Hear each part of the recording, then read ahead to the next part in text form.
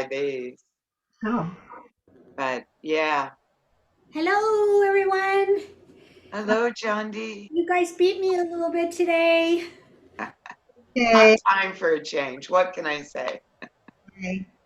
Loved your wedding cake. It was beautiful. Oh, well, it was uh, no icing. My icing melted Oh, because it was hot in the kitchen. Plus, it was just the stove was still hot from me baking uh, one of the layers. So I'm baking today and icing tomorrow, so that won't be an issue, hopefully. And making more icing just in case. So, welcome, Carrie. you can't hear us. Oh, she can't? No. Oh, okay. Can you hear me, Carrie?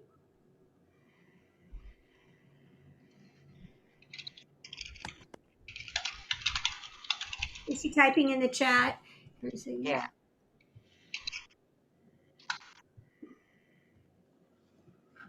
Uh,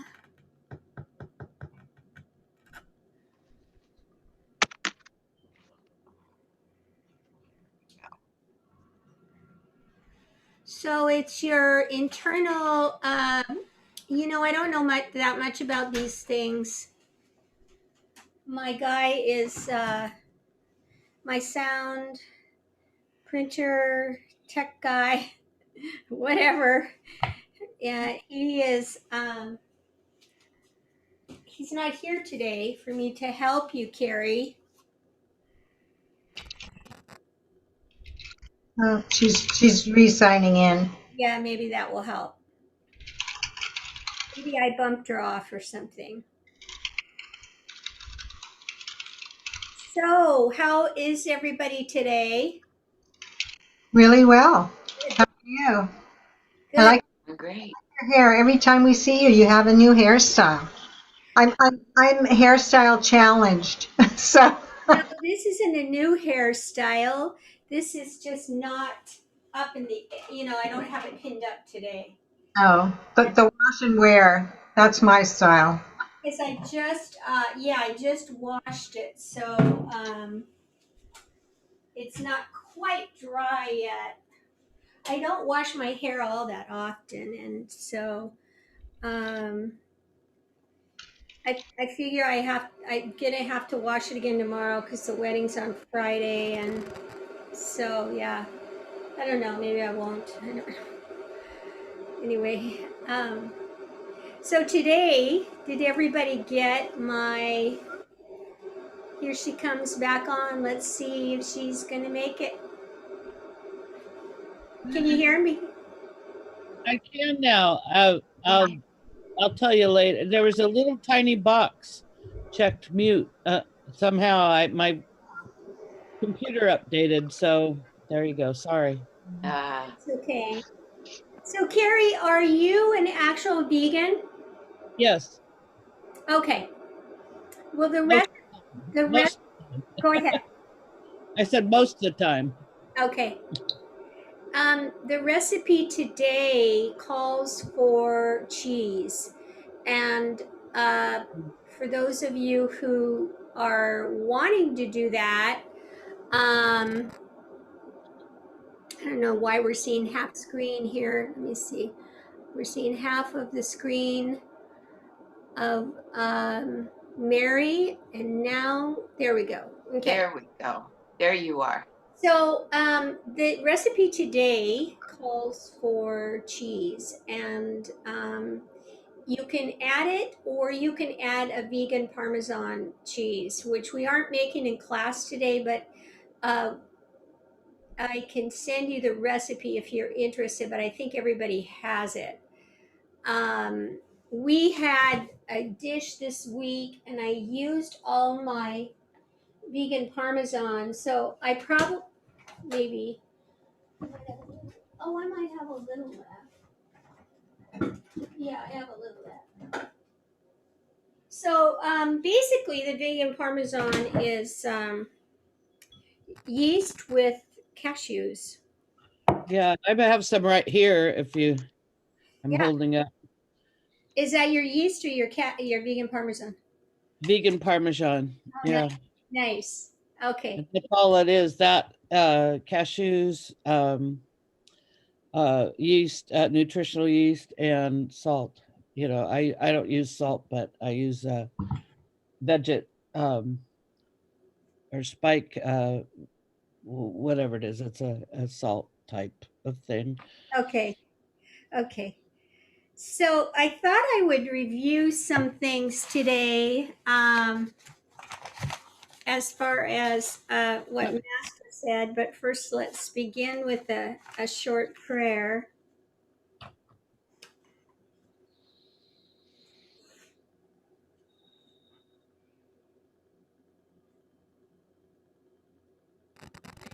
Deep breathing, relaxing the body. Heavenly Father, Divine Mother, Divine Mother, friend, beloved God, friend, Jesus Christ, Babaji, Krishna, Lahiri Mahashaya, Lahiri Mahashaya, Swami Sri Teshwar, Swami Sri our Teshwar, beloved Guru, Paramahansa Yogananda, saints and sages of all religions, humbly we come to thee, dear Master. Flow through our lives as an instrument of thy blessing. Use our hands, uplift our consciousness to hear thy voice in all we do. Guide us, bring us home. Om, peace. Amen.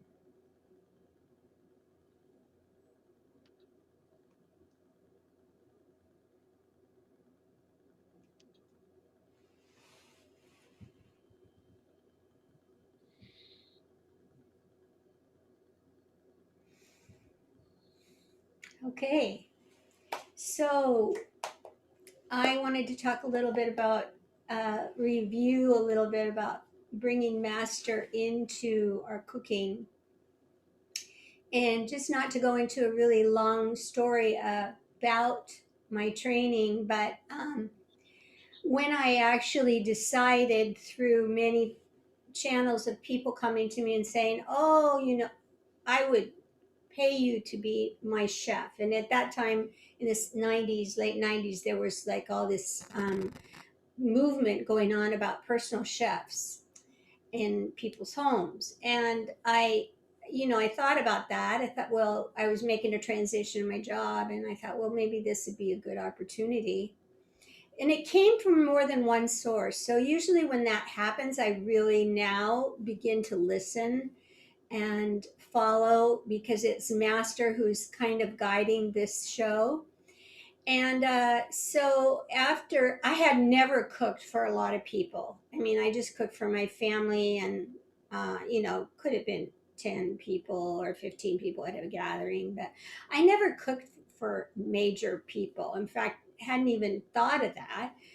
And one day I just decided that I started looking up online, and I decided I was going to go to chef school, and I started in Seattle on where I could go, and I visited different places, and I ended up in South Seattle Community College, which had the one that was there the longest and the most prestigious, with the most prestigious chefs there. And the day that I went in to sign up for school, I had been on unemployment at the time because I had gotten laid off my other job. And so I went in there thinking, oh, I have the money. If they need the money today, I'll just write a check or whatever, go to the bank and take the money out or whatever I need to do. And I got there and I went into this one office, and they said, if you're on unemployment, go to this section. And so I immediately went to this other room and filled out all these papers.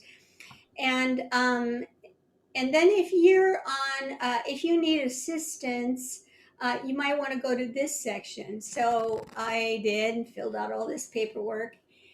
when I left that day, I had my uniforms, my knives, my books, my whole tuition paid for that first quarter, the tuition. And then I just, the second room that I went into was about Pell Grant. And eventually I got a Pell Grant, which gave me money to live on. And it was just like, wow, it was kind of a grace that just flowed. So I always felt that Master was in charge of that, and Master was the one who wanted me to cook. So I've always offered my service of cooking to him. And I feel like it's a really big honor to, or humbling honor to use this, my training, to teach other people tips on how to cook and make vegetarian food flavorful, beautiful, and uplifting. And really, it is about our consciousness and how we are in the kitchen when we are cooking. And for me, the biggest issue that I deal with is staying calm and poised. So I use affirmations a lot when I'm cooking and when I'm preparing, because anxiety can kind of carry me along, and then when I'm there, then mistakes happen. So I just have to take a deep breath. I have pictures of Master all over my kitchen to remind me of what I am doing, and it is for him, not me. And so I just want to offer that as something to really focus in, because it will make a huge difference in your cooking, but also in the practice. This is like a sadhana. It's a practice. We are talking to ourselves. We're doing all junk. If you really want to lose weight and keep it off, I've discovered a method you've probably never heard of. Welcome back, everybody. This week we somebody has a commercial on. Anyway, so it is a practice, just like all our sadhanas are a practice. But cooking is one of those ones we take that blessings from meditation, and then we infuse it into our cooking. So some of the I'm calm, I'm poised, Lord, fill me with peace and harmony, peace and harmony. I do that one a lot. Um, and I radiate love and goodwill to soul friends everywhere, everyone who's going to be tasting this food. Waves of joy surge up my spine. I offer my thoughts and my energy always to the point between the eyebrows. Now, one person asked me, he's a monk now at the village, and he's actually quite a good cook. And at that time, he was just beginning to cook, and he asked me, he goes, Master says that we should taste it right here at the point between the eyebrows. And what does that mean? And I had to think a few minutes. And I thought, of course, it is what we do in everything, right? We're working here, we're working from this consciousness. But I'm also listening to what he says. So he may often tell me, try this, try that. And so that's when the affirmation, I stand ready to obey Dali's command. It's like on a turn of a dime, I might get an inspiration that comes to him from here, and I can actually feel the presence of the taste. I know it sounds odd, but it does happen for me. So I've just been doing it a long time.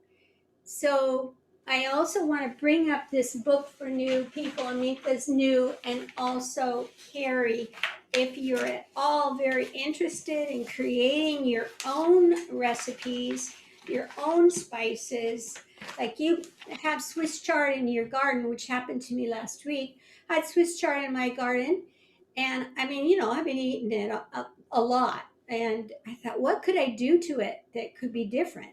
So I got out my vegetarian Bible. This is called Vegetarian Bible by Karen Page.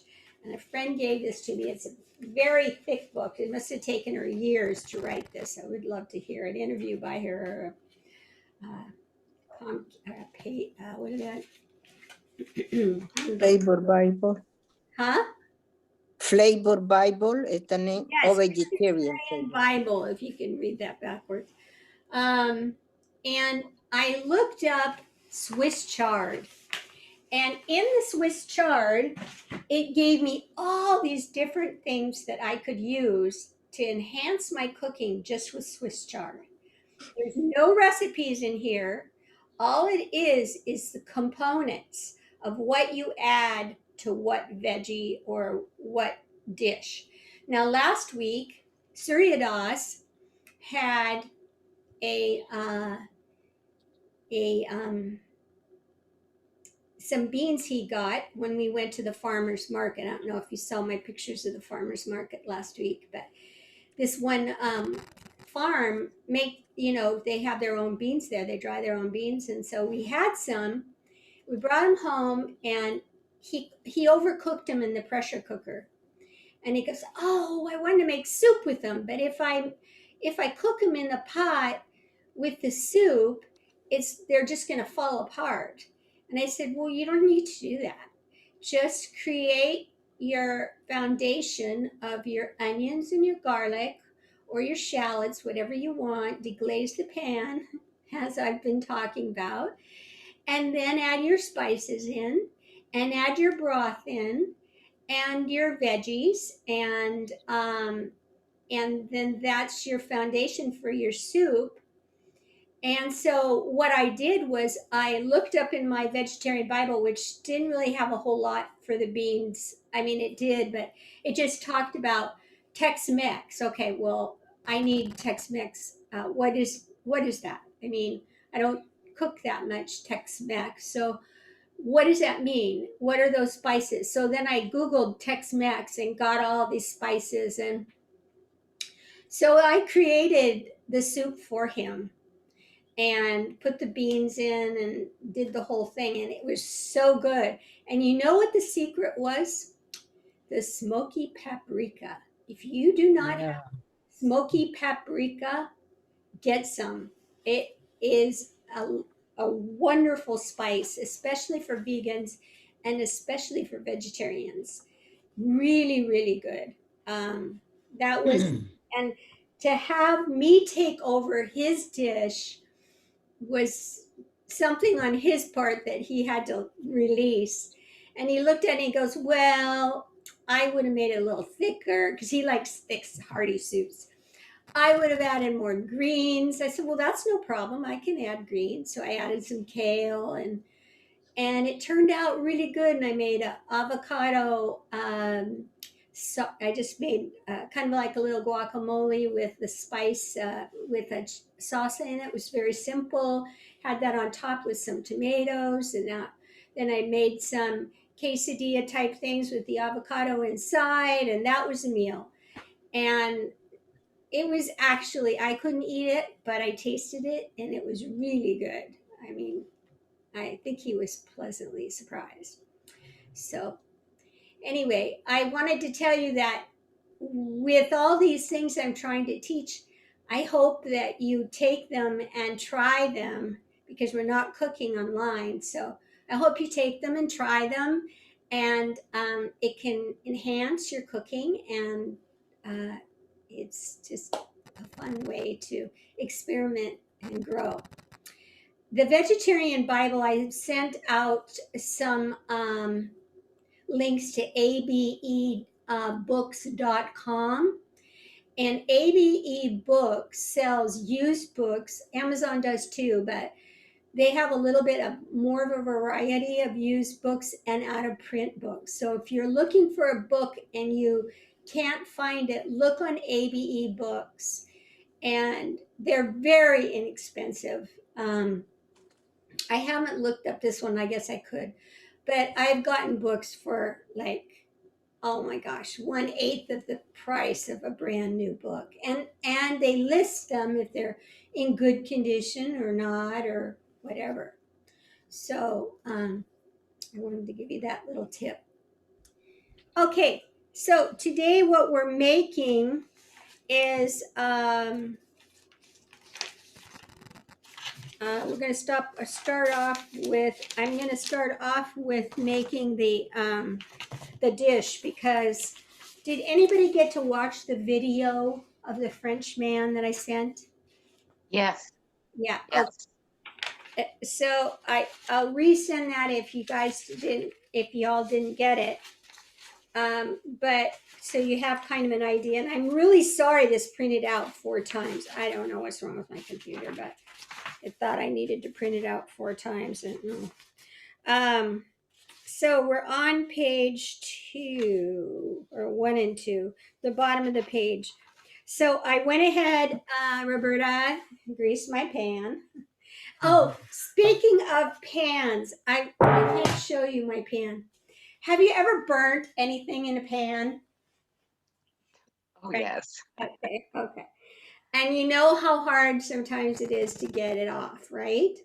Mhm. Well, and this goes for the top of the stove as well, when things boil over and you've got stuff on the top of the stove. Take a little baking soda, and in the pan, if it's in a pan, just pour it all over the bottom of the pan. I advise everybody getting these size of baking soda, which is usually on the top shelf. I use it for everything. Oh my gosh. It's just like my cleaner, my floor cleaner, my bathroom cleaner. I mean, I use this all the time. So I have several little boxes around. Plus I use it for cooking. But and there's all the lists of everything you can do. But anyway, so you take your pan and you pour the baking soda out on the bottom of the pan, and add a little tiny bit of water, not a lot of water, just a little bit, to make kind of a paste. And same on the top of the stove, just make a little paste. And leave it for, well, usually in the pan, I leave it till the next morning. But if it's on the stove, it just depends. Usually I leave it as long as I can. And then the next morning, you come in, you wipe it right off with hardly any elbow grease at all. I got a little bit. I had a pan that I needed to do that with, and so I got a little on my sleeve. But it is the most amazing tip. I tell you, I have had my husband literally throw out pans because he thought that they were so far gone. And I have taken them from the garbage, brought them in. I said, no, and revitalized them. So you can, it's amazing, amazing tip. So I wanted to pass that along. Okay, so I'm going to change the camera so you can see me cutting. Now today, this is asking for rounds, but actually these are kind of crescents. So before I've showed you to go in at this angle and then, go down and make little tiny pieces. Well, what we're going to do now is I took in this hat, and I've halved it this way. And you're going to take your knife along the side, and you're just going to make crescents. So you're just kind of holding it down on the side, and then they come out like this, okay? And then when you get too far, then you just move your onion. This is not my good knife either. I got to get a better knife out. I was looking at knives last week going, oh, I really want a new knife. Okay, here we go. So you're just cutting these up, and what this first part is you're just going to take these, and you won't see me doing this, I'll show it to you, but I'm just going to brown these on top of the stove. I'm going to give you another tip. When you're cutting onions, sometimes I'll put them in the fridge first. But when you're cutting onions, it's like the faster you are, the less you cry. Actually, these are pretty strong onions. And my knife is very very dull. You know, you can cut yourself harder on a dull knife than on a sharp one. Okay. So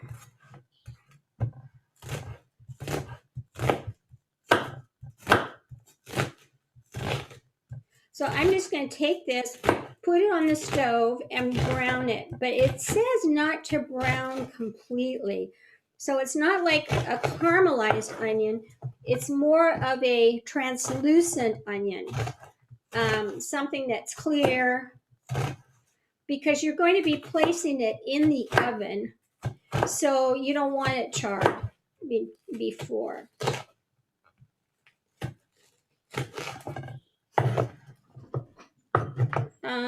Let's see here. What does it say? The oven. I gotta turn the oven on. 375. You can.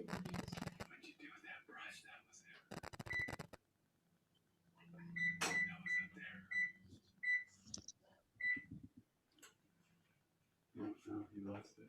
I left the brush up there. The What paintbrush. kind of brush? Oh, right here.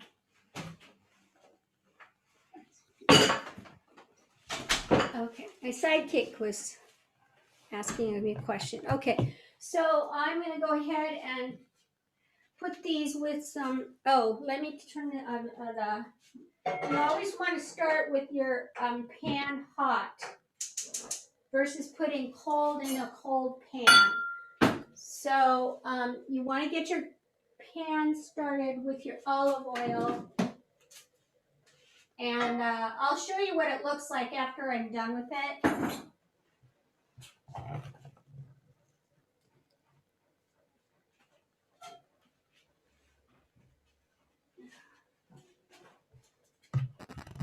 They're really good. I'd pick up my.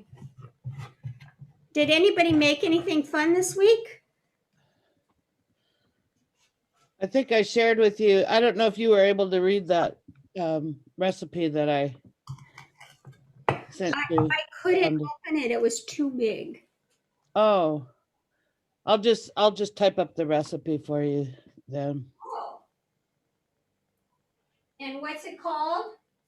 It's butter chicken. So you know, if you go to an Indian restaurant, you have butter chicken, and you can't eat either of those if you're a vegan. And so it's vegan butter chicken. It does use Miyoko's butter, which is what I've found to be the best. That's a vegan butter like substitute.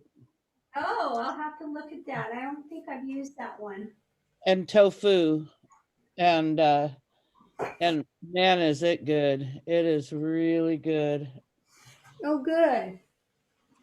And then cauliflower rice instead of basmati, which isn't a problem for those of you that don't have to be on a diet, but like I do. Cauliflower rice is actually pretty good stuff. Great. Yeah, cauliflower is getting to be quite the new ingredient lately. Yep. I'm seeing it everywhere. The first time, Sridas and I, there is a restaurant in Fort Collins, Colorado, and we went with my daughter. My daughter was so excited for us to go. It's not a total vegetarian restaurant, but it's high end, and it's high end casual, really nice. And actually, the guy was on the Food Network. They were putting there. But we had cauliflower steaks. Oh, I've seen that. I've Oh, made them. And actually, I haven't made them. I want to try to make them. I keep buying the cauliflower to make them, and then I get busy, and then the cauliflower goes bad. But I definitely am going to try that because I found a good recipe for that. Do they roast it or fry it? Well, they grilled it. They grilled it. Yeah. Yeah. Yeah. It was so good. We were just like, oh my gosh. And it had a nice taste to it, or a nice sauce. So the next thing I'm going to is for everybody to buy a scale. I never thought I would say that, but you know, with so much international cooking and recipes online, they're all in grams or in pounds, you know. And right now, with me making this wedding cake, it's all in pounds. So I use this a lot. I mean, I use this way more than I thought I would. I didn't really think I would, because in cooking, you don't have to measure things perfectly, but in baking, you do. I'm going to turn this down because I don't want these to get too brown here, because I'm not sitting here stirring. I'm going to put a little water in them too, almost like steam a little bit. Sometimes I use vinegar, the rice vinegar on my onions, but I steam them out. Okay, so then I was so good, I weighed my pounds of my potatoes today. The recipe calls for 1 pound. I thought, well, you know, I could just eyeball it, but I went ahead and weighed them out. And it says unpeeled potatoes. And these are pretty uniform. So you want uniform so that they cook evenly. And you're going to make slices about this thick. Can you see that? Yeah. You're just going to be making slices. Are those Yukon Gold? Yeah. You could probably use a red potato with this and be pretty. They kind of cook the same. We just use Yukon Gold. Sirdas told me on those. He makes homemade potatoes for breakfast quite a few days a week. So he's kind of got a recipe. You know, we have 2 cooks in our house, Carrie and Aminta, and so we're both in the kitchen quite a bit. Say they should be peeled or not peeled? Not peeled. Yeah, no peeling. So they should be organic. And so you're just slicing it. So this is a really fast dish. You would need something else with it, though. It's more, it can be a main dish, but like today, we're going to have a polenta with it and also a tapenade as a little side dish with a cracker. So, and you're asking me, do I do this every day, make all this stuff? Sometimes. Right now, I'm cooking for someone in the community. And so, you know, kind of trying to make it special for them. So, What was the name of this? Because I didn't see that you know on what? the handout. I probably didn't put it on there. It's called I'll show you the book. It's from, I love this book, Barefoot. Oh yeah. Uh-huh. But you know what? It's not anywhere near, there's tons of meats, dishes in here. But there's some desserts in here that I really enjoy making, and her side dishes are really nice. I want to ask you It's called what the you vegetable Tian, Tian, Tian. I'm sorry I didn't put that on there. And so this is kind of what it looks like when we're done. And in the video he used, which was interesting, he said that the person that actually created the dish never used thyme, and he used a bay leaf, which was ground up, which is an interesting thing. I've never done that. My bay leaf, I bought a big bay leaf plant last year because in Seattle, I had one that was probably over, well, as tall as me, so it's 5 feet tall. And I had been growing it, it's still there. I've been growing it since the late 90s. And it started as just a little twig and just kept growing. And so anytime I need the bay leaf or bay laurel, I just went out and picked it off and used it for my soups, used it for my all my I make punches. But it's just so nice and all Indian rice. I mean, just all kinds of fun things. And then anybody came over here, take some basil or bay leaves home. So hopefully I'm going to buy another one and put it in the shade this year, and hopefully it'll do better. So maybe I'll try that for this dish or a dish. Okay, so the next thing to do is we cut the potatoes. I'm just going to put those to the side. Now it says medium tomatoes on this. This is actually a medium tomato, the one I have here. But the ones that I got at the store are a little bit bigger. That's okay. You just want to try to make them uniform in your cut so they all cook evenly. But we had some of these tomatoes the other day from the store, and the brand was so good that I said, "Oh, I'm gonna get some more of those." So I'm just gonna. It said 1.5 pounds. So I'm just gonna cut them as small as I can without them completely falling apart here. And I'm not going to have as many tomatoes, I don't think, as I'm going to have with everything else. I could probably cut up some more tomatoes. I have some smaller ones in the fridge.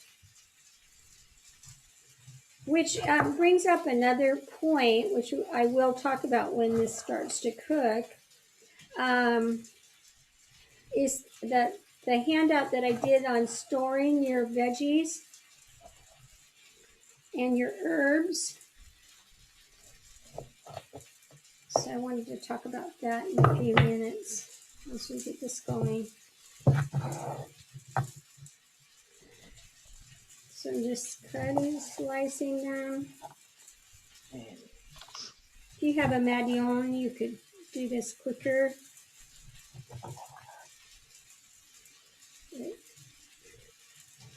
You could also have these if you wanted to, but I think they're prettier left whole. I'm going to grab another one.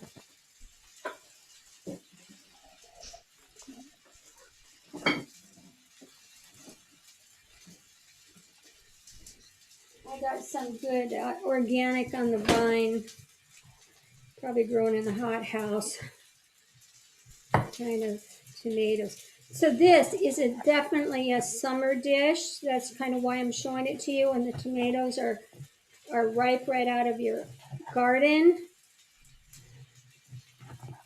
Even in the fall, if you have potatoes, or at the farmer's market. Wow, we had so much fun going to the farmer's market this last weekend. And actually, I got a note from the Soilborn, which is right across the street from us. And once I get done with this wedding project, I might do some volunteering over there.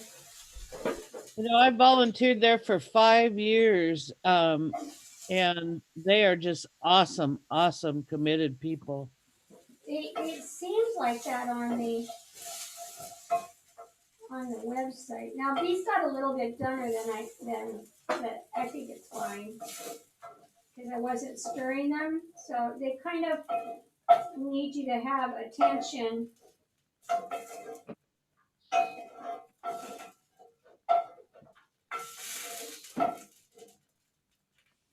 So you just smear this on your pan on the bottom as a layer on the bottom. And then,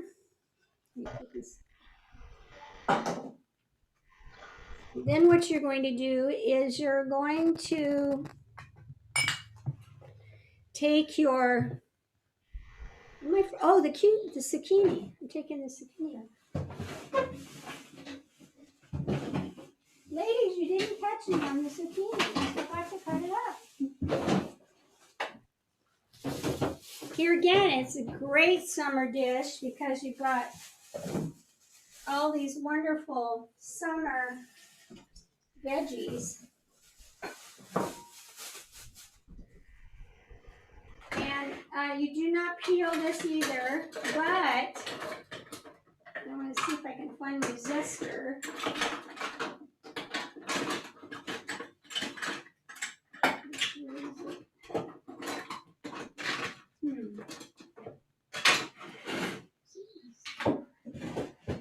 Well, you can take a fork and do it too. I don't know where my zester is right now, but if you want to make it fancy, you can just go like this and cut away some of the peels.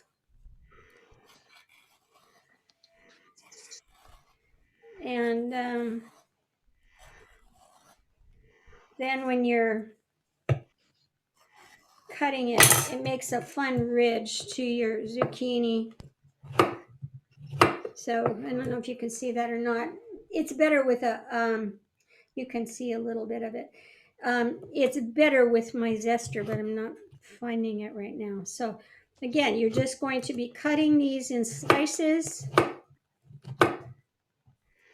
and placing one tomato, one zucchini, one potato, one tomato. And most of the time, you can put 2 zucchini if you want. I've made this before when my potatoes were kind of thick or something. They took a little bit longer to actually cook. But this is a real beautiful dish. What did you put in? You put oil on there? Yeah, I put just olive oil on the pan. Yes. Oh, okay. Right. So it doesn't stick. So potato, tomato, zucchini.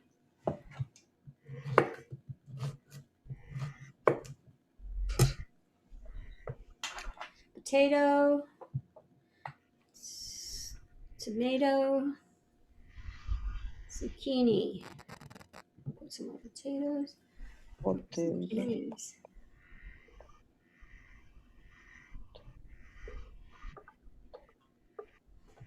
Okay, so you're just lining them up really pretty, and then you go to the next line.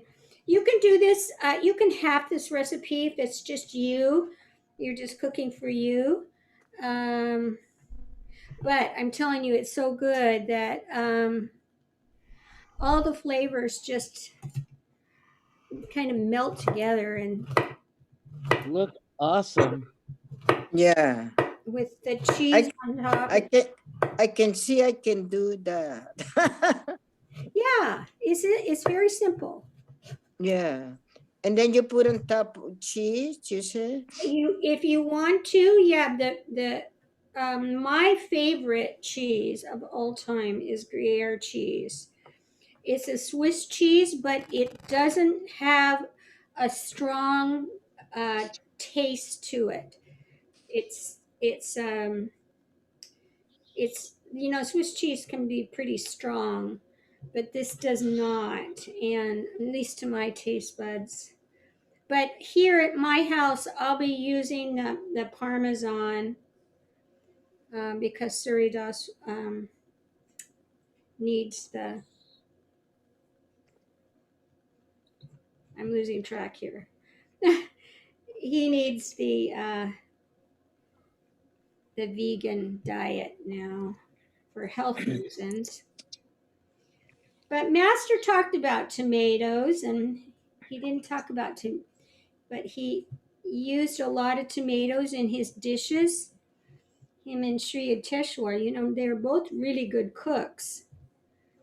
They cooked for their guests that would come for satsangs, and that's another beautiful way to feel like you're putting their energy or asking, well, what would master do?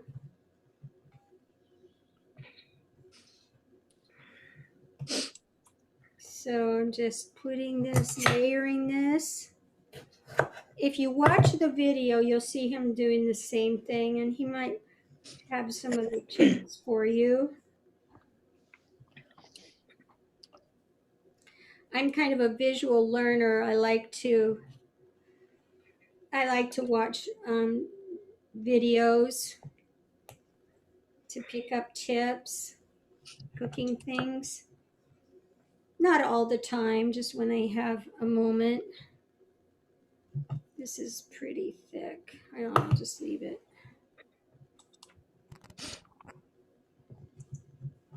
So I got two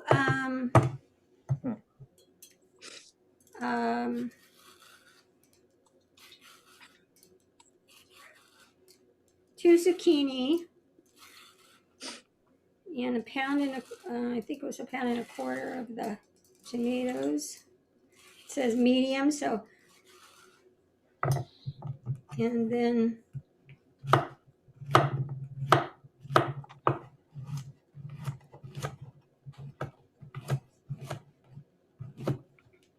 And you actually found a tomato that tastes like a tomato at the store, huh? I did. They're organic, actually really, really good. This year I'm growing my tomatoes too, but last year we didn't have a very good crop. They got a lot of green leaves texture, but they didn't get a lot of fruit. So this year I'm really watching and pruning out the center, or the side, so that they don't go like this, but that they stay on the main stalk. And hopefully I'll have better luck. That sounds like too much nitrogen too. Well, we did test the soil for that, because I said that too, and it was actually well. And then I also talked to the gal at the store, and she said that, with such hot weather, the tomatoes they need the cool air to flower. Yeah. And so I'm probably going to have to cover them. Okay, so I've got this pan completely done. And then it says take sprigs of thyme. Can you see the thyme there? And just lay it over the top. I do a little of both. Since this is so fresh, you can just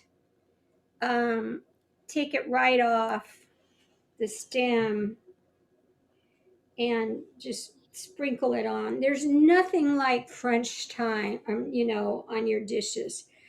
I just hope everybody has the opportunity to grow fresh herbs.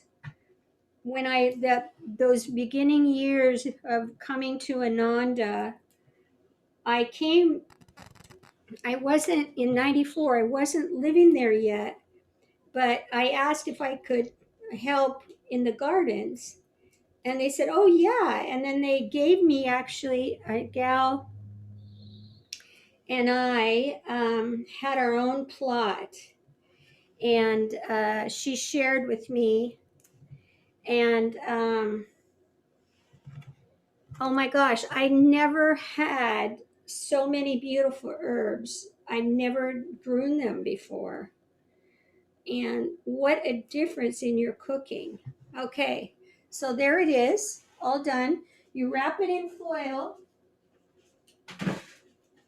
Well, you didn't put anything else? No, yeah, No salt or pepper or anything?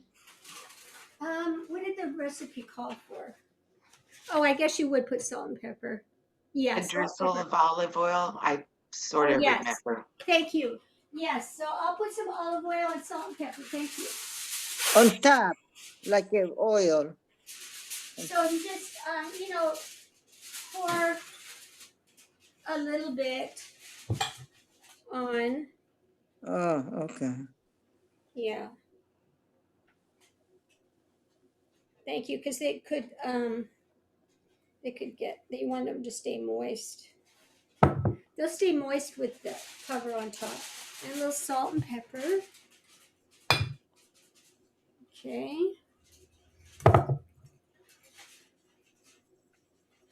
Okay. I guess you could add what other spices you wanted if you felt you needed to add anything else. And you just cover it and put it in the oven. What does it say? 40 minutes? Let's see.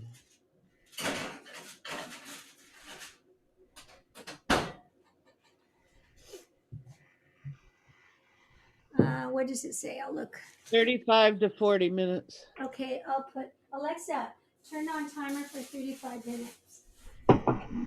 So let me. Then it says another 30 minutes after the cheese. Oh, you know what? I forgot to add the garlic. I better do that.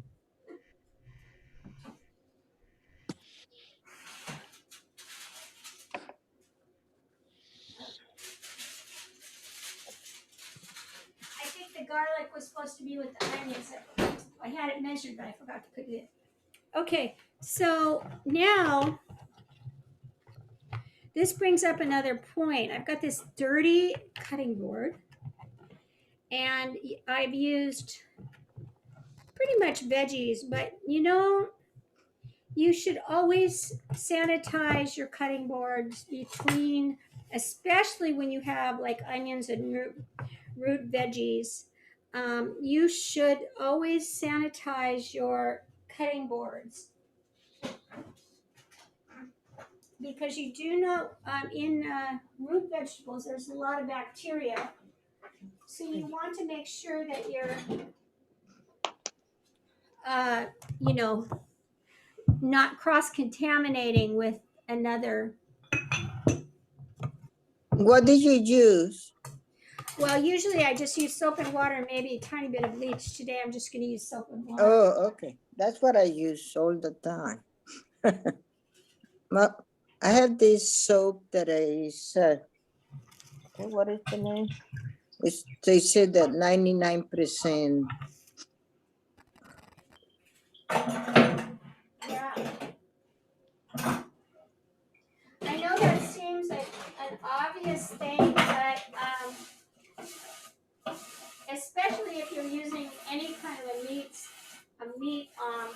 in your family, or fish, you should probably have separate cutting boards for just your meat products, because some people still do meat or have to for health reasons. So, okay.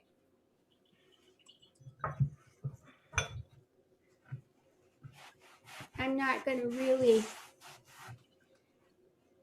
use this, I think, very much for cutting. So, okay. So the next thing we're going to make is, I think we'll do the tapenade. So I have here all the ingredients. Have you all made tapenade before? Anybody What? No. What is? made tapenade? Prajna No. makes it all the time, but I've never made it. Oh, well, you might be a new lover. I know I will be. I love it. Now, to be honest with you, I've probably eaten these before, but I've never cooked with them. Yum. As a kid, my family used to love olives. They just loved them. And I just couldn't stand. And my mom used to have those ugly green ones with the pinto in the middle, and I just would not eat them. But it's been an acquired taste in my 40s. I waited until my 40s, and now I just love olives. So I think it was after I went to chef school that I became a lover of olives.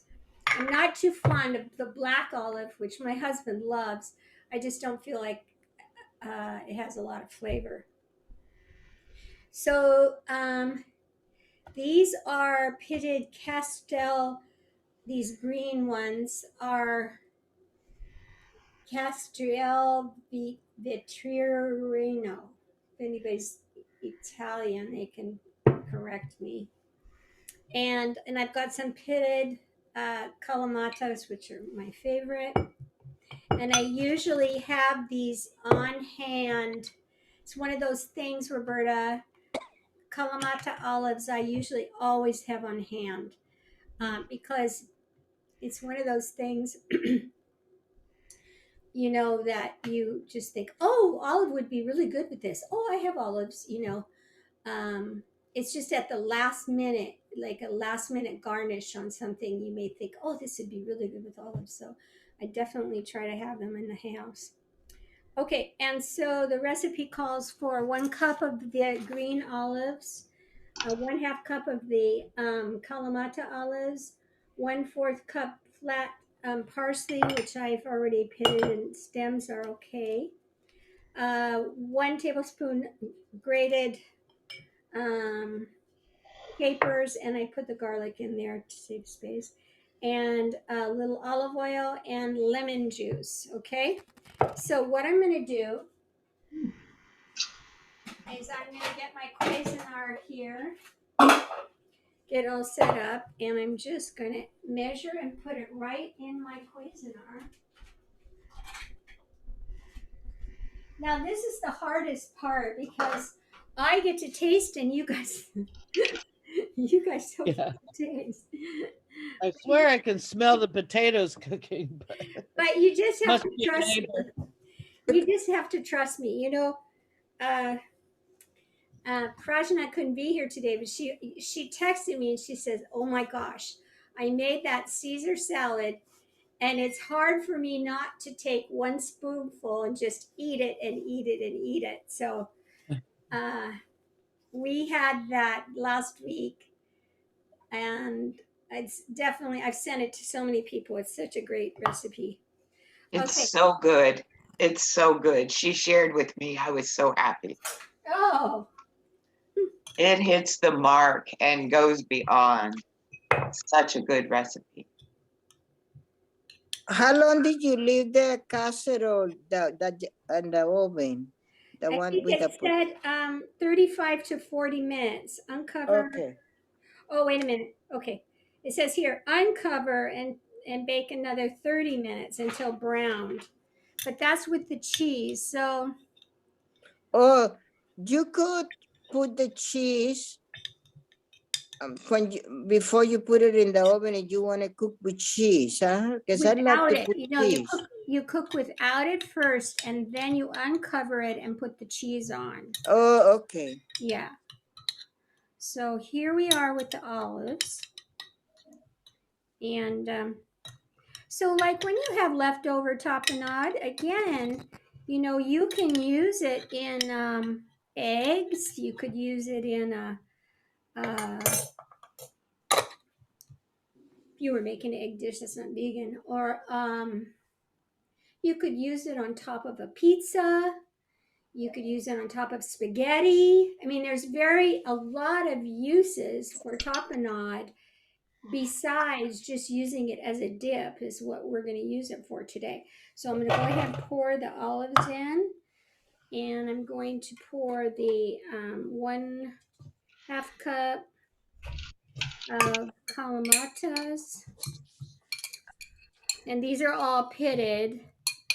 I usually always buy pitted because I don't have the Lots of times I don't have the time. So there's the bit of those. And then 1/4 cup of the olive oil. Mhm.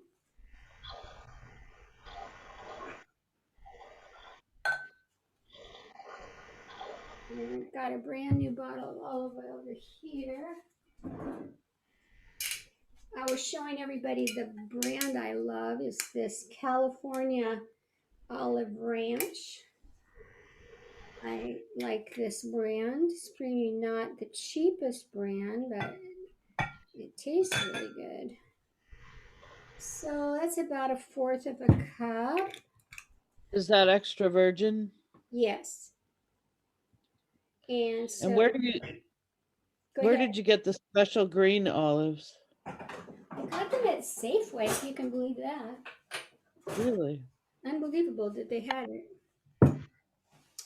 Okay, and then I'm just going to pour the parsley in and pour the garlic and the capers in, all drained. So just a little bit of taste.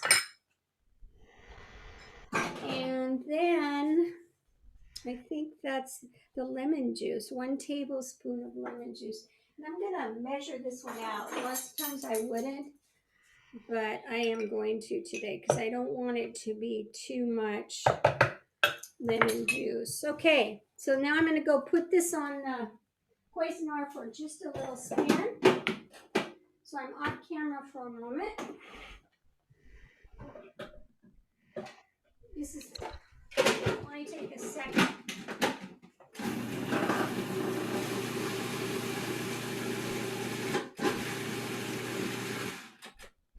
So you don't really need oh,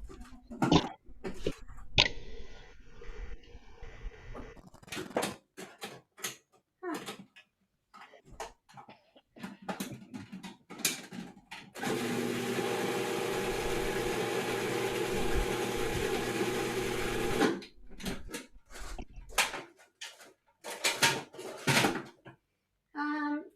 You don't really need a lot to it. And then you just take a cracker, or you can serve this as Italians do, with just bread. And you have it on the table as a dip with your, so there you go. There's my cracker and my topping on. Yeah. You didn't add any salt or No, anything? you don't need salt because you've got the salt. The Olives? the olives are already really salty. So awesome. I'll probably excuse me. I'm finished. I might use a little of this as a garnish on top of the tomato dish too. So it's not going to be done until after our class is over. I'll send you a picture of it. The olive, you bought it without pit, or you took them? No, I did it without pits. Oh, you bought it without pit. Oh, okay. Yes. Yes. A little more expensive, but Yeah, time is money. So, yeah. anyway. So the next dish is polenta. Has anyone had polenta before? Make it quite often. I love polenta. I love polenta too. What's your favorite way to make it? I either use mushrooms, onions in a kind of a creamy sauce, or you don't have to use cream at all. You can do it straight vegan. And then my other favorite is kind of an Italian style, spiced with mushrooms and onions, and could be zucchini or whatever's on hand.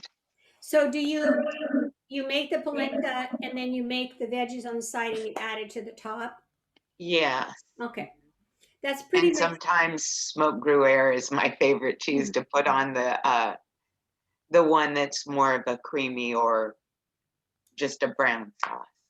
Okay, so for those of you who've never made polenta before, I'm going to make it in this pot, and you add 4 cups of water, hot water, on the top of the stove, and you boil it. So you're not going to see me doing that.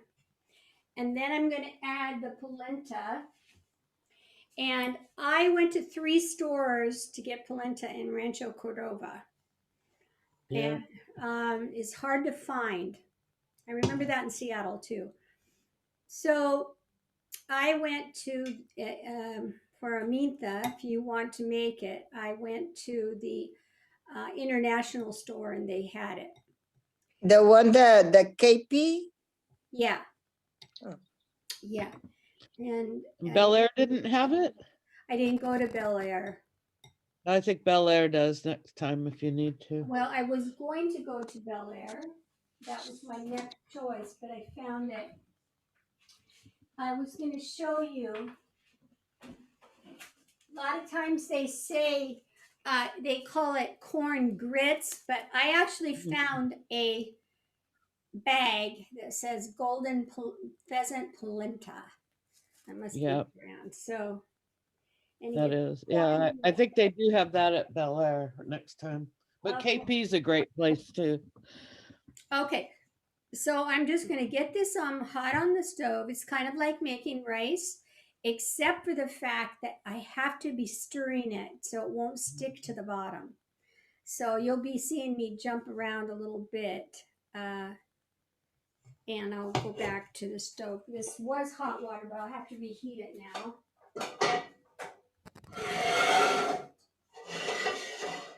I need to have 2 cameras, which we actually have 2 cameras.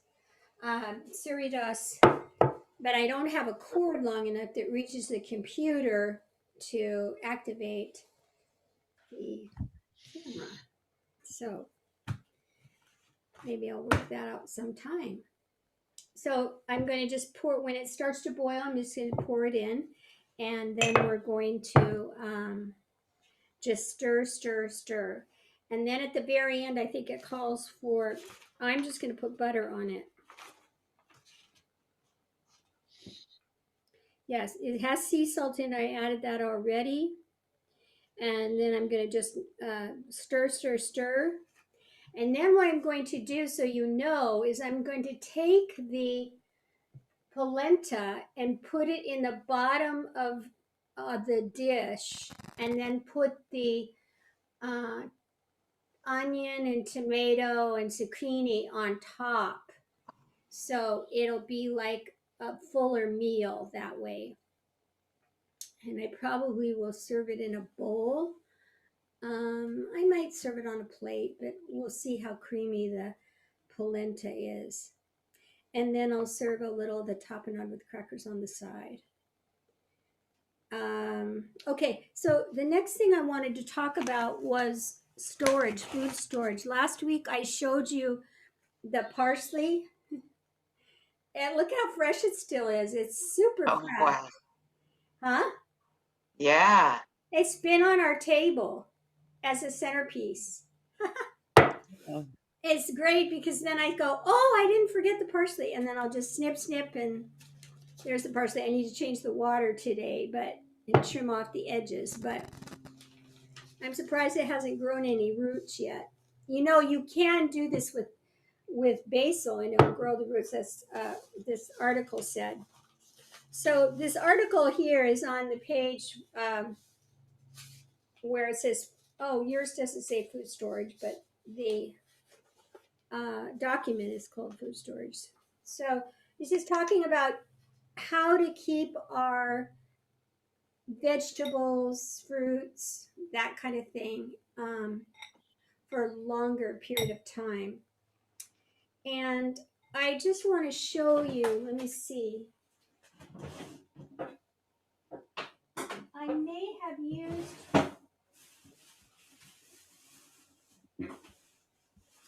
I did. I used all my Swiss chard that I had. I had Swiss chard from a week or so ago, and it stayed in the fridge for over a week fresh. It was just amazing. And kale, just by doing the wrapping of the tissue around it, or the paper towel. So arugula, apples you refrigerate loose or in a crisper. Um, Arugula refrigerate in a damp cloth or a towel placed in a crisper. So I wash everything, wrap it in a towel. I just did this for Surya Das's broccolini he bought at the farm. It's coming off a little bit, but and then I just place it in the crisper. Now, a lot of times people are selling now the organic bags. They're like a linen bag, and if you want to put it in a linen bag, I think it calls for that too. Avocado you store on the counter until it's ripe, then put it in the fridge. I did that this last week with, I think, the best avocado I'd ever had in my life. I don't know why, but it was so good. So avocados are definitely in season. Bananas store on the counter away from apples and potatoes, which are right next to the potatoes right now. But I've been making banana muffins, so they're just getting done. Basil, trim the ends and store in a jar of water like I did with the parsley. And it says here you can even transplant them into the garden. I'm going to try that. Beets, separate the greens from the roots. Refrigerate the roots loose in the crisper and the greens in a damp cloth or towel. It says here they make great in a smoothie or stir fry. Definitely, you can eat the tops of the greens. Sometimes they're really big, so you can cut off some of the stalky part, but definitely you can use that. Bell peppers, refrigerate loose in crisper. Berries, refrigerate in a glass container. At chef school, the French chef,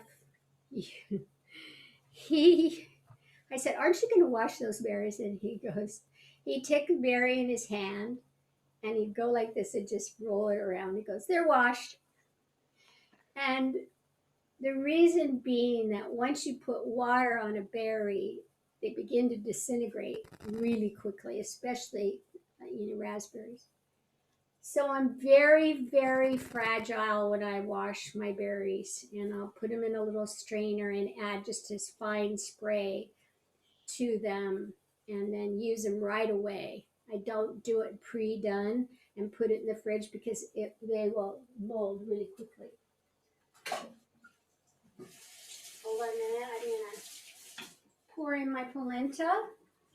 What about strawberries? Strawberries hold up a little bit better, but again, I just put them in the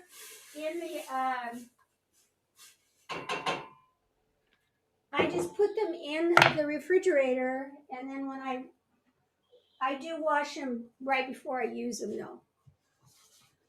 I don't pre-wash them and put them in the fridge. And I do that. I used to, when we start with this pandemic, I start washing all the fruit when came from the store and put it, and I noticed that they really get bad quickly because I was putting baking soda and water, leave it for 10 minutes. I mean, I was but then now I clean the container outside with the alcohol before I put in a refrigerator. But I wash the berries that I'm gonna eat or make a shake or whatever. Just those, not the whole. And it's better, for the berries. Yeah. Yeah.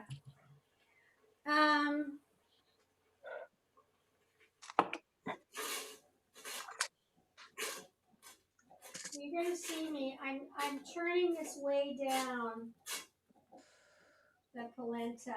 I think it says the recipe, since it's been such a long time since I made it, you just want it to simmer, a small simmer. And since this is a very big pan I'm not using my small pan, which I should have. It's got a lot of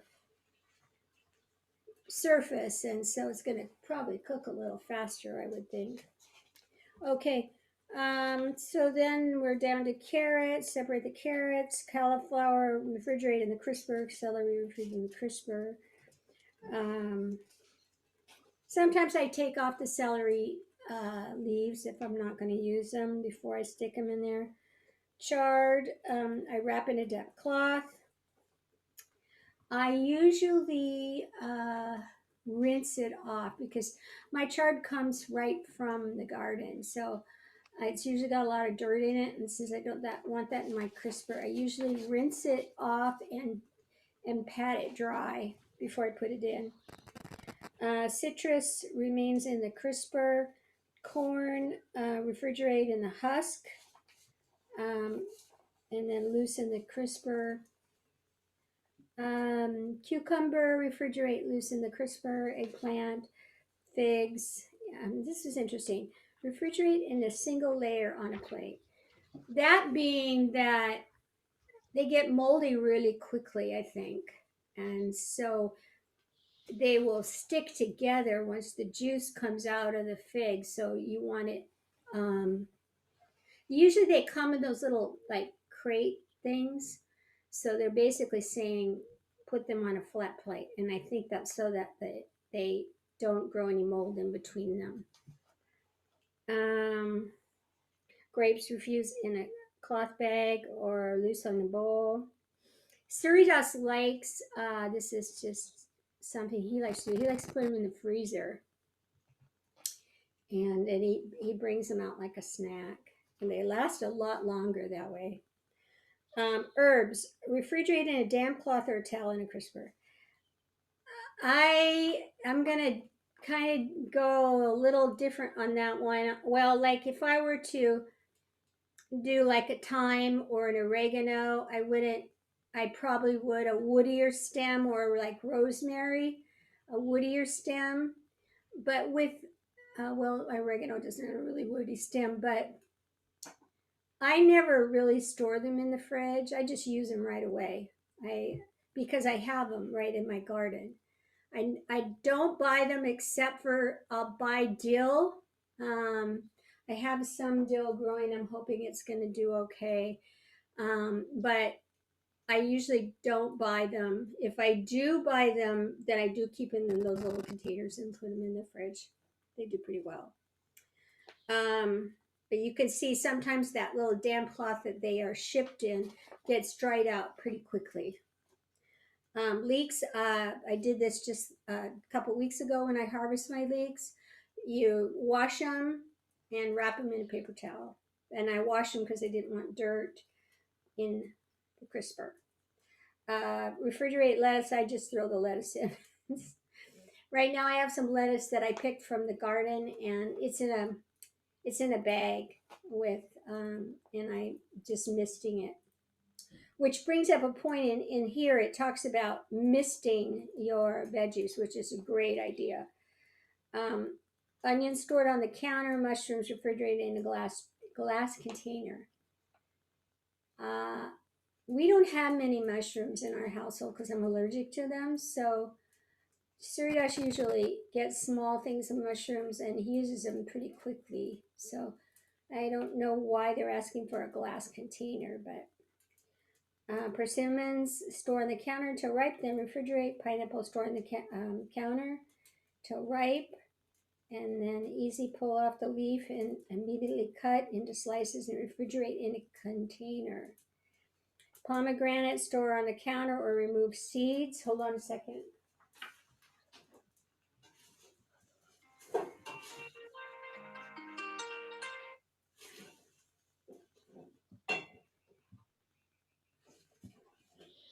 Doing pretty good.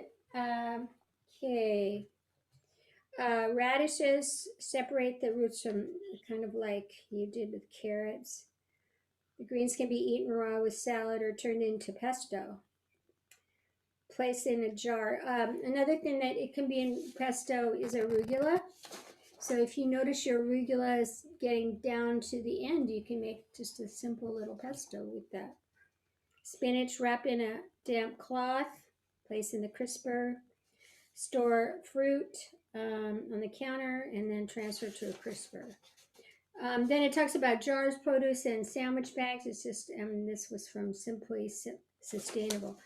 I got this for us, but I also got this for me because it seems like my veggies, I'm paying a lot more for them here in California, and they're going bad quickly. I don't know whether it's the heat, it's just hotter. I don't know. So I saw that and I went, oh, I should read this. So I thought, well, I'll just pass it on. Well, Chandi, sometimes I wonder if it's how the grocery store stores their food. I find frequently that Trader Joe's, I'll get stuff home and I cut into it and it's brown on the inside. I do not shop at Trader Joe's for fruits and vegetables. Yeah. The only thing I do, I actually have stopped. I've stopped going there. Yeah. The only thing that I love there, I love their yogurts and I love their goat cheese. Just their cheeses prices you can't beat. They're really good. Um, but fruits, sometimes veggies, if I'm going to use them really quickly, you might find some good buys on veggies. But fruit, I hardly ever bought anymore for the same reason. Where do you buy it then? Oh well, we go downtown, which is expensive. We go to the Seattle Co-op. We also go to Whole Foods. We also go to Riley's. We also go to Safeway. I'm kind of on this big thing that I'm uh, doing shopping. I'm going to be doing like pilgrimages to new shopping places and maybe do videos on good shopping in Sacramento. That's kind of a long term kind of plan because someone new here. I'm trying to do the things I did in Seattle and do them here, and it's frustrating because I can't find the same products, but Mhm. slowly it's coming. I found the little tart shells that I had in Seattle. I found them the other day at a big warehouse place. And I have to buy a bunch of them, but at least I found them. So, yeah. Yeah, that sounds like something that's needed is finding places to buy things we need. Well, just like for instance, last night I was thinking about this. Here it is, 8 o'clock, and I'm at the grocery store. I can't find polenta. Like, okay, I'll try this store. They didn't have it. So then I had actually it was 6 o'clock when I went to the store, but I had to be home by 6:30 because we had a satsang. So I ended up calling them before I ran all the way over there to see if they had the polenta, and they did. But it's so nice to be able to have to know, oh, there's a store there that I can count on that has polenta. Maybe I would have it more often, if I knew where to get it. So, but for me, shopping it's more of a it's more of a fun thing to do. Suridas and I do together as a couple, and we enjoy doing it. It's like an outing for us. Maybe like going out to eat used to be, but now going to grocery stores. So it's just something that we share. So everybody has to find their own thing, but I like to be able to go shopping and make it be fun, and I'm pretty conscious about pricing too. I try to find the best deals and the best prices for the quality products. There's a store I saw up in up I think it's on up the hill of Sunrise. Is that Roseville up there? Not that far out. It's Folsom? no, Citrus Heights. It's Mm. it's called an international deli, and I gotta go to that store. I now I remember what street it's on, and so, just like me being out and about, I'll see stores. Oh, I gotta go there, and then I'm in busy traffic, and then I forget, how do I get there? But I found this store on the way to get my vaccine. So when I went back to get my vaccine, it's like, oh yeah, yeah, yeah. Okay, now I remember. Is it Greenback and San Juan? And is that the name of the street? Yeah, Greenback. There is one anyway. Greenback Maybe, and San Juan. maybe, maybe. That's right in Citrus Heights. Yeah. You know that when I lived there, the best store for the best quality was Bel Air and Gold River. So you just, Oh, that is more expensive, and I don't think it's more expensive than Safeway though. And they've always been really good about their vegetables and a lot of organics and Yeah, it is nice Awesome there. store. It's a nice store. I like it. We do go there. I have a card that proves it. Johnny, Yeah. I have a hack for saving strawberries and cherries for like up to 2 weeks. Oh. And it's totally counterintuitive. Oh. You rinse them off, leave the stem, dry them completely, and then you put them in the fridge in glass jars. Okay. And I had strawberries for 2 weeks, but they have to be completely dry. Yeah. Otherwise they mold. But I couldn't believe I had cherries and strawberries last year for 2 weeks. A former coworker told me about it. And I'm like, that just sounds wrong. But letting them dry and getting them in glass jars, I Well, was amazed. why do you have to wash them?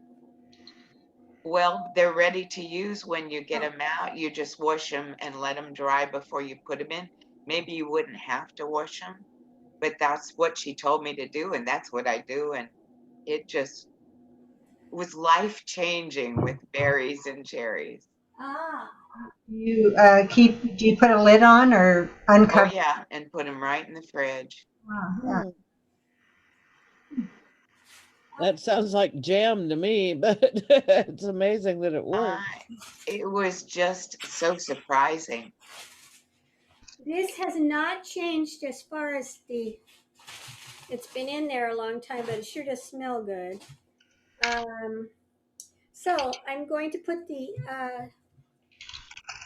Parmesan cheese on it and leave it uncovered now. So it's kind of like the covering steamed the vegetables. And now they're going to cook down a little bit more. So I will send you a photo of what it looks like after I'm done eating it. Before you eat it. Before I eat it. Yeah. Or maybe on the plate. I will take a picture of it on the plate. Gosh, the lasagna that we made, was that last week? Yeah. So many people wanted that recipe. Boy, do I want that. And you said a Caesar salad. Is that vegan? A Yes. vegan? Yes. I would love that recipe. I'll trade you any recipe for that. You won't be disappointed, Carrie. Yeah. There's that one, the Caesar one, and then the Green Goddess one. Both of them are just out of this world. And even I'm going to make it again. It was the Alfredo sauce. It was really, really good. And it had cauliflower in it too. So these are all vegan, what I'm showing you. Today was the only exception that you can use regular cheese or you can use vegan cheese on it. So that's the only way I've made it is with Gruyere cheese. So it'll be interesting for me to test it. I've been kind of off cheese for 10 months, so I haven't been eating it. So, any other questions that we might have today? That was kind of my class, and we have actually run over time.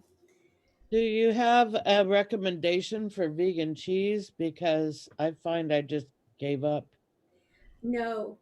It's Well, horrible. Soriados gets a Chow, CHAO, Chow.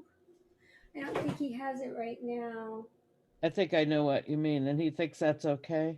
He uses it for lunch meat. Yeah, it's like it comes in a square like this. Huh. He just pulls it off. So he'll make like a a sandwich with that and a piece of field roast.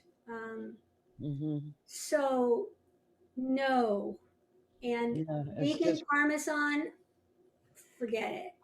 It's horrible. yeah, it is Smells horrible. horrible. It's just horrible. He liked it, but Horrible. I just I just couldn't taste it. So And you uh, know what I discovered too was that there's zero protein in any of those cheeses that you buy anyway. That's just a bunch of additives, basically. well, yeah, That I don't think, to me, I haven't really researched it, but I feel like that. Why are we putting that chemical in our bodies to right. be a No point. substitute of it? And but there is some goat cheese that looks pretty good. I've seen them lately, like a substitute goat cheese, Hmm. and they're soft in little containers. So I might splurge. They're really expensive, so I might splurge. So maybe we're out to make our own Parmesan cheese and sell it and Hmm. market it. That's what I Vegan or regular? vegan. Vegan. Yeah.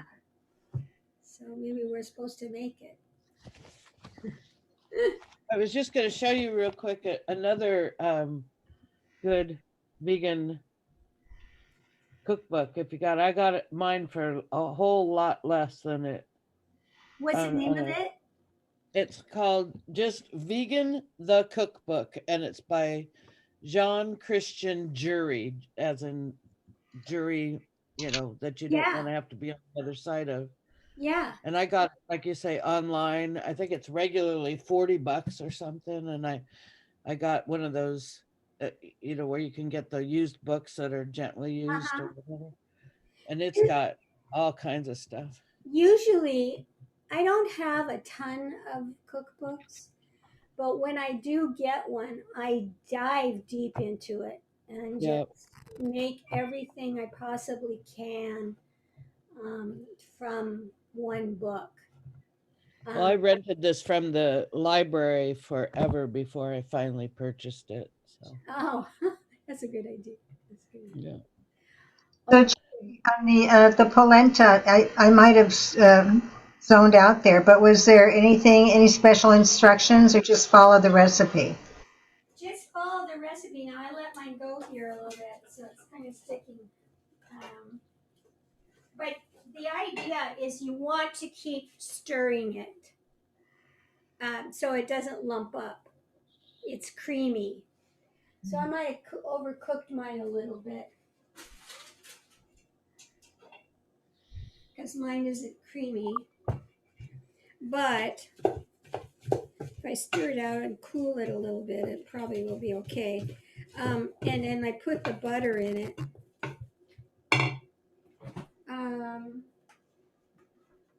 And I'm just going to use some earth balance today. You're going to have to send me the name of that, Carrie, the name of that other butter so we can try it. Oh, I will. You actually have it on your recipe. Um, Miyoko's. Miyoko. It's listed on the recipe that you sent. It gave a couple of suggestions for vegan butter, and one of them was Miyoko's, but I can send it to you too. But it makes all the difference in the world. It is so good. I even non-vegans Oh, I when see it. Yeah, yeah. yeah, one of the girls I took something to said she could eat it out of, just take bites of it. It was so good. So did she use that in baking as well? You know what? I have used it in baking as well.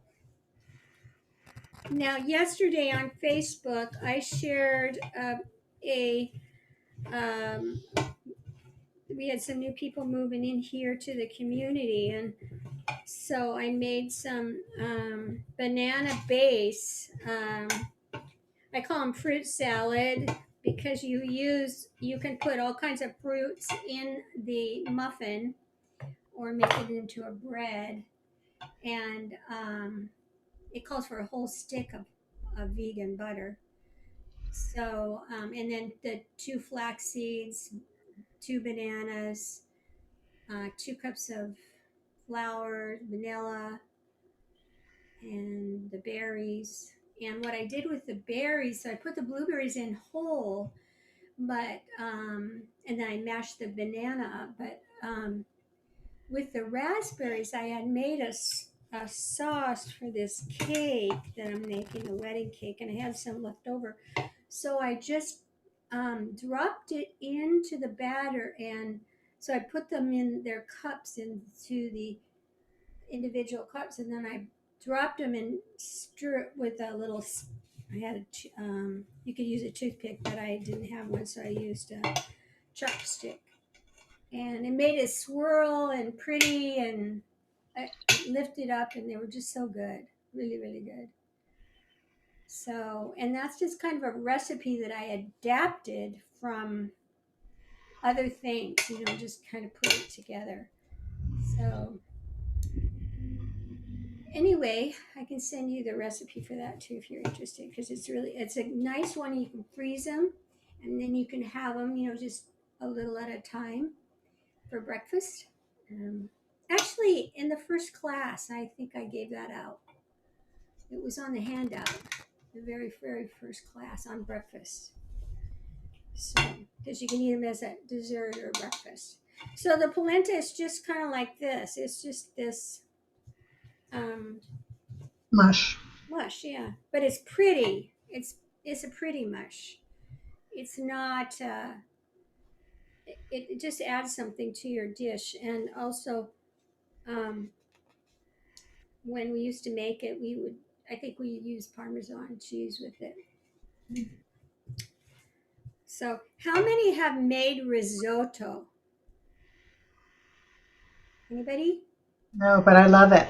I Yeah, love I it. love it too, but I haven't made it. No. Okay, we might try that next week. I'm investigating that, figuring out how I can move my camera around so you can watch me, because that's something I really have to stay on top of.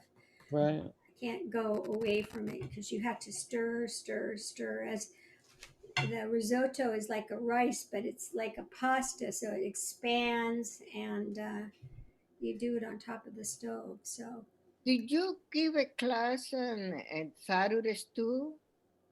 I do my yoga class on Saturdays, Oh, and my yoga class, it's just a yoga class, and then I add in a tape recording of a cooking class or a oh, gardening okay. class or a meeting people in the community class. But I haven't had anyone sign up for it, so I might change it around a little bit and just say it's a yoga class, and then they'll get a surprise, because people are confused that they have to commit to 2 classes. Mm. Mhm. Anyway, okay. Thank you all so much. Well, thank you. Are you doing a May one or was it just April? What? A Cooking? May series or yeah, cooking series or I'm gonna keep going. I'm just gonna keep going, and till it's just we just keep adding new people all the time, and so like I know that Claudia has a new name. Her name is Miravati. Vati, yeah, Miravati. She's gonna come on in May. So yeah, okay. Well, they could only pay through April, so yeah. I'll have Suridas I'll watch check for it. that. I'll have him. I'll watch for that because this is awesome. Oh, thank you. I don't know how I missed it, but I Okay. missed it. So So also if you want to write a review or write a little caption, that would be wonderful for my advertising to let people know. and Great. how's that to do that on Facebook or what? You can just send it to me and I'll put it on Facebook. Okay, perfect. Yeah. And the recording, you'll get the recording so that you can cook along. You can be at home cooking and watching the video. You can stop it and cook and then stop and and rewind and everything. So yeah. Video this class, you said. Yes. Okay. Yeah. Thank you. Well, thank you. I really love it. Thank you. I just want to try if it was something that could be interesting, but I am. Yeah. Nirmala is the one who asked me to do this class. It's funny. Oh, Because great. I'm not vegan. I'm getting there, but I like my butter and cream and cheese. And cheese. I'm not vegan either, but But my daughter is. So I want to kind of learn, but when she come to visit me, to know what to cook for her. yeah. So I've been, Roberta has asked me to make a list of ingredients to have on hand in your kitchen. So I will do that. Um, so that and actually, Carrie, you could probably send me some things that you have and see how we cross over, since you're 100% vegan. Well, I'm like Suryadas. I'm a have to be. Yeah. So hmm So, Okay. Well, yeah, thank the you. things that we use all the time, and Oh, great. Yeah. And, Chandi, I know that's a lot of work, but like what you did today, where you said, "Oh, Kalamata olives." If we just kind of start with a few things, and then we just kind of add each week as they occur to you, or as you start using those ingredients. Like when you were using the Better Than bouillon, I think you even mentioned this is a good thing to have on hand because you use it frequently. So that's a good way without you having to sit down and think about a whole bunch of things. Yeah, no, it it's takes- fine. It's it- really fine, Roberta. I had it yeah. planned. Well, you I, cook, but and then also can be overwhelmed if you put too many things. yeah, but I think in my other classes I've done it before. I'd have to go back to my old computer, and that's why I said I'd have to dig around. I think I have done it before, so it's fine. I would Okay. definitely want to do this it. book that I showed you, this one has a whole vegan pantry in it. So if I can figure out how to get that to you, that would save that. But Can you it's, scan it? well, no. You can take a photocopy, a photo. Yeah, I'll try that again. That's what I did. She said she couldn't open the other that I sent her. So, Well, I think what you need to do is my battery's running low, so I've got to go. But I think what you need to do is when you send it, just send it in a smaller format or send it as a PDF. okay, Send it as a PDF. Okay. I'll Okay? try. Sandy, thank Chandi. you. Thank you so much. Okay. Thank you all. Omo, Bye. have a great Thank week. Your assignment, your homework assignment. Oh, Work. Yeah, is to make something and show it to me what you made. Hello. Something. Well, I definitely gonna make this potato zucchini. I can see I kind of like that. Okay. do All you right. want us to make something that you just taught us or something Just or anything? anything. Just get in there and try something new. Try something new. Okay. You try. Why don't you try the Caesar salad, Carrie? Yeah, could you send that to me? Yeah. Oh, send it to me. Yeah. Okay. Okay. Thank you. Yeah. You'll Thank love it. you. Bye. Bye. Bye.